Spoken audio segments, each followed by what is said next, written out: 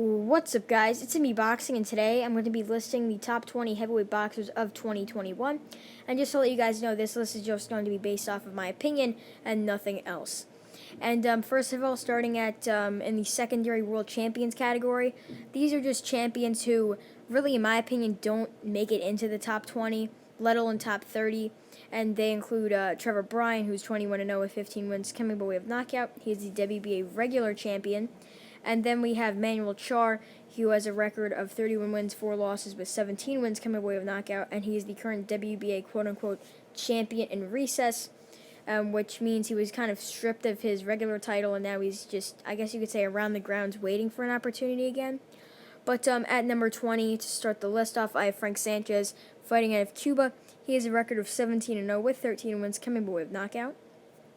And he has coming off a win over Julian Fernandez, where he did stop him in the 7th round. He knocked Fernandez out of the ring, actually, and that was for the co-main event on the Canelo Alvarez versus Callum Smith main card.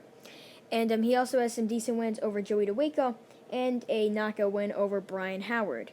And moving up to number 19, I have Filip Hrgović, the Croatian prospect with a record of 12-0 with 10 wins coming by way of knockout.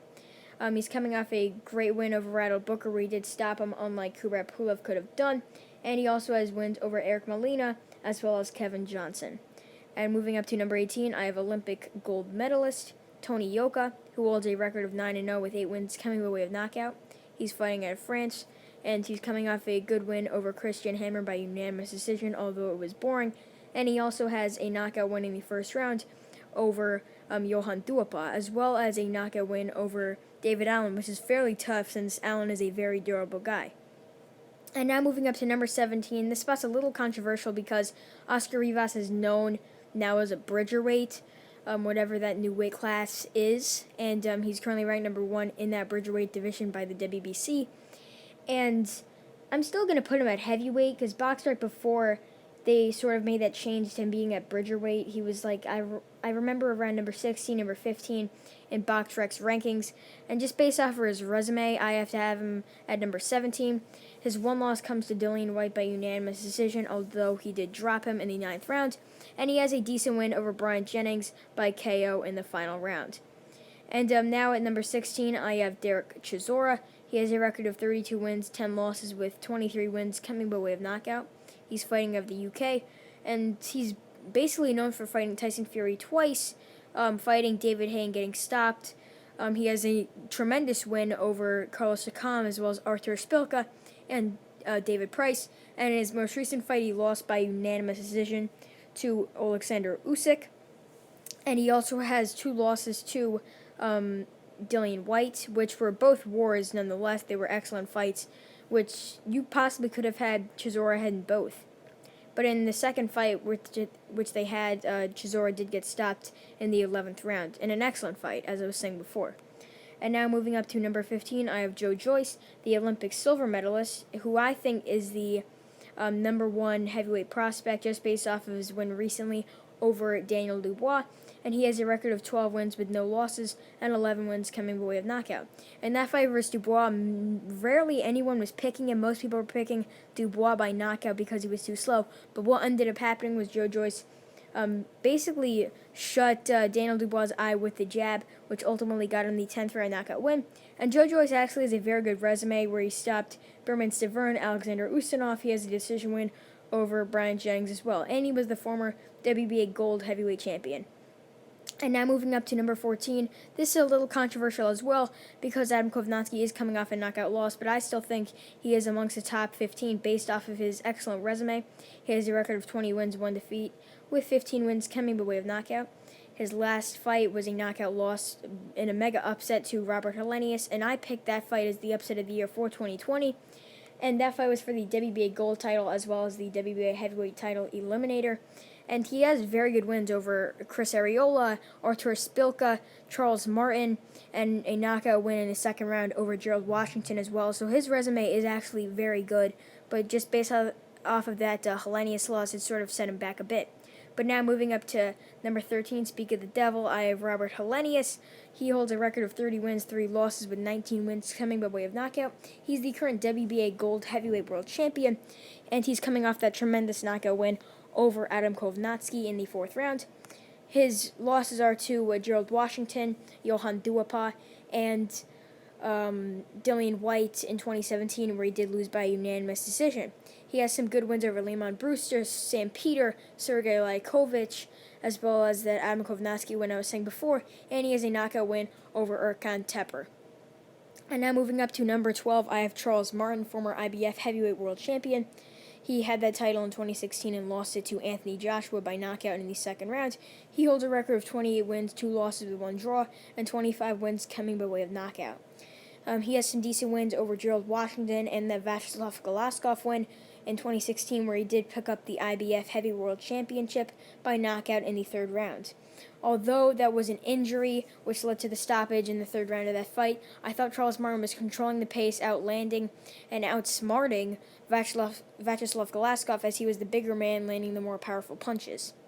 But now moving up to number 11, I have Kubrat Pulev. He holds a record of 28 wins, 2 losses with 14 wins coming by way of knockout. He's coming off a knockout loss to Anthony Joshua in the 9th round for the Unified Heavyweight World titles.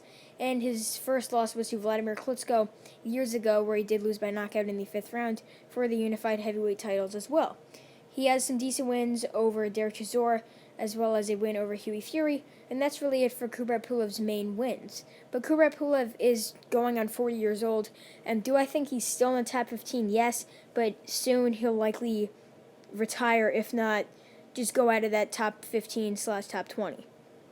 But moving on to number 10, I have King Kong Luis Ortiz. He holds a record of 32 wins, 2 losses with 27 wins coming by way of knockout. He's fighting out of Camagüey, Cuba, now training and living in Miami, Florida. His only 2 losses are to Deontay Wilder, twice by knockout. And in the first fight, it was very close, very competitive, but I had Wilder winning, and then Wilder was hurt actually by Ortiz in the 7th round, until in the 10th round, Wilder unleashed a beautiful uppercut that knocked Ortiz out. But then in the rematch, Wilder was being outmatched by Ortiz. Ortiz was a tremendous boxer there, outlanded Wilder every single round, and was winning on my scorecards every single round, actually, until in the 7th round, Wilder was able to knock Luis Ortiz out with just 1 shot at the end of the round. And if that shot didn't land, we could have been seeing the first ever Cuban heavyweight world champion. But Luis Ortiz is actually the former interim WBA heavyweight world champion, as he won that title against I believe he fought Ariel Vidondo. Sorry if I'm saying his name incorrectly. And he also has wins over Bryant Jennings and Malik Scott. And that Malik Scott fight was a very weird fight nonetheless. But moving on to number 9, I have Michael Hunter. He holds a record of 19 wins with 1 defeat and 1 draw, with 13 wins coming by way of knockout. His 1 draw comes to Alexander Povetkin on the Joshua versus Ruiz 2 co-main event, and many people, including myself, thought that Hunter won that fight. Could have definitely gone either way, and it was very, very close, and I wouldn't have been surprised if he gave it to Povetkin. But Michael Hunter, he really doesn't have so many great wins. He has that win versus Sergey Kuzmin, and he's coming off a decent win over an opponent on the Zurdo Ramirez versus Alfonso Lopez co-main event. And his 1 loss is to Alexander Usyk in the cruiserweight division. He almost got stopped in that fight versus Usyk in the final round, up until he obviously survived that round and lost pretty significantly and wide on points. But moving up to number 8, I have former WBO heavyweight world champion Joseph Parker. He holds a record of 27 wins, 2 losses with 21 wins coming by way of knockout. He's fighting out of New Zealand and is scheduled to fight later in February against Junior Fa for, I believe, the WBO World Title Eliminator or one of those WBO junior titles. And Joseph Parker won his WBO title back in 2016 over Andy Ruiz by split decision, and I actually thought Ruiz won that fight pretty handily, but obviously the fight was in New Zealand, and they were obviously going to give it to Joseph Parker. Joseph Parker's losses come to Dillian Whyte and Anthony Joshua, and both of those fights went the distance, where Parker did not come out on top. And now moving up to number 7, I have Dillian Whyte. He has a record of 27 wins, 2 losses with 18 wins coming by way of knockout. He is the former interim WBC heavyweight world champion. He's coming off a devastating knockout loss to Alexander Povetkin, which I thought was the KO of the year for 2020. And in that fight, he did drop Povetkin twice up until Povetkin obviously landed that lethal left uppercut. But then Before that, he beat Oscar Rivas to win that interim title and get his rightful spot at number 1 in the WBC. And then he also has a loss to Anthony Joshua by knockout.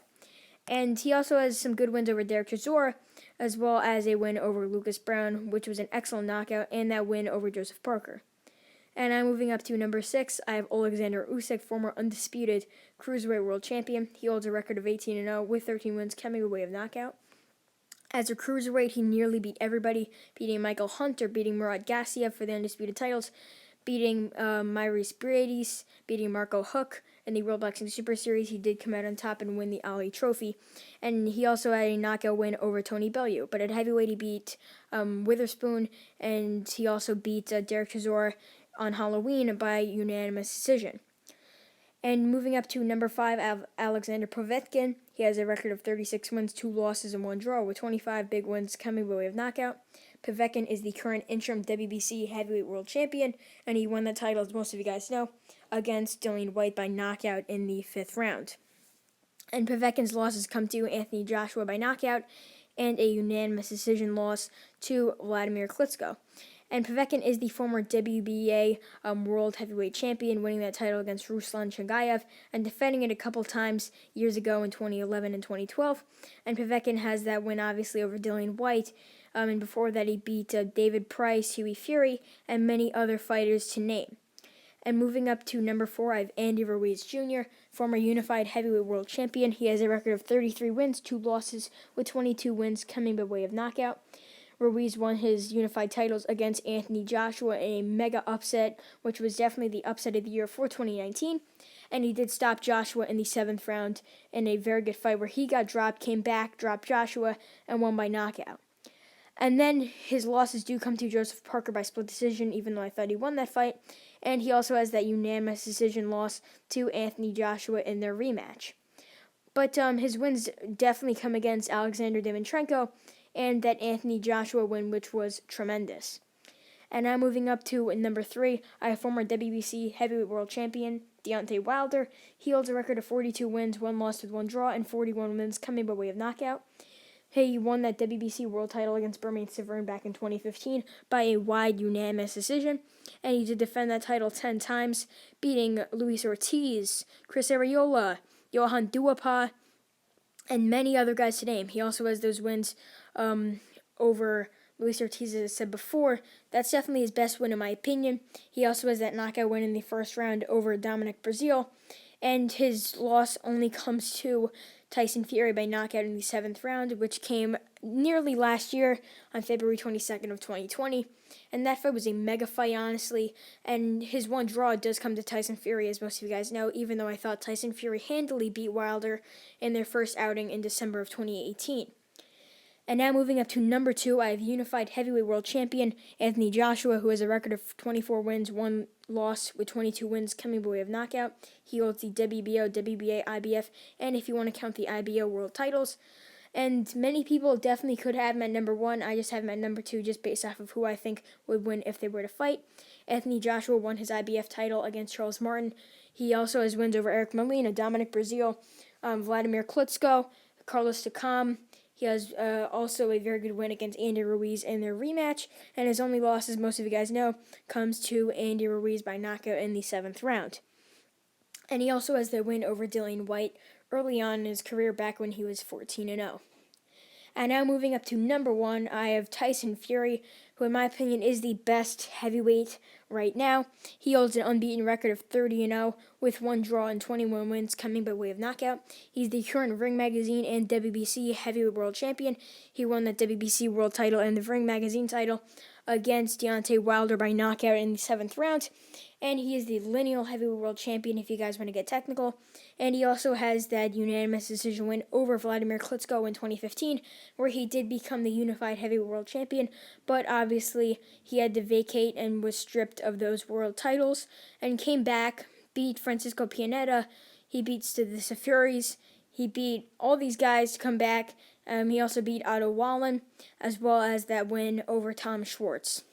So overall, that is my list of my top 20 heavyweights of 2021, and I would like to hear you guys' thoughts and your top 20 in the comments below.